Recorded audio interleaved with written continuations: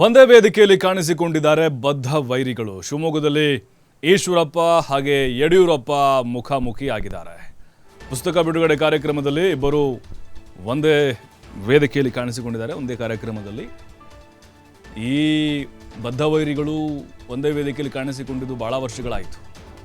ಈ ಹಿಂದೆ ಈಶ್ವರಪ್ಪನವರು ಬಿಜೆಪಿಯಲ್ಲಿದ್ದಾಗ ಕಾಣಿಸಿಕೊಳ್ತಿದ್ರು. ಈಗ ಅವರು ಉಚ್ಚಾಟನೆ ಆದಮೇಲೆ ಬಿಜೆಪಿಯಿಂದ ದೂರ ಆದಮೇಲೆ ಒಂದೇ ವೇದಿಕೆಯಲ್ಲಿ ಕಾಣಿಸಿಕೊಂಡಿರುವುದು. BSY ಕುಟುಂಬದ ರಾಜಕಾರಣದ ವಿರುದ್ಧ ಈಶ್ವರಪ್ಪ ಬಹಿರಂಗವಾಗಿ ಧ್ವನಿ ಎತ್ತಿದ್ರು. ರಾಜ್ಯದಲ್ಲಿ ಬಿಜೆಪಿ ಪಕ್ಷವನ್ನು ಕಟ್ಟುವಲ್ಲಿ ಇಬ್ಬರ ಪಾತ್ರವೂ ಕೂಡ ಬಹಳ ಮುಖ್ಯ ಆಗಿದೆ.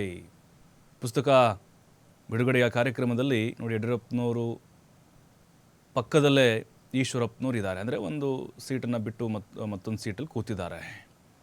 ಪಕ್ಕದಲ್ಲೇ ಇದ್ದರೂ ಕೂಡ ಮಾತಿಲ್ಲ, ಕಥೆ ಇಲ್ಲ. ಇಬ್ಬರು ಕೂಡ ಮೌನಕ್ಕೆ ಶರಣಾಗಿದ್ದರು. ಅಂದರೆ ಆ ವೈರತ್ವ, ಆ ರಾಜಕೀಯ ಇಬ್ಬರ ನಡುವಿನ ಭಿನ್ನಾಭಿಪ್ರಾಯಗಳು ಅದು ಹಾಗೆ ಮುಂದುವರೆದಿದೆ ಅನ್ನೋದಕ್ಕೂ ಕೂಡ ಇದು ಸಾಕ್ಷಿ.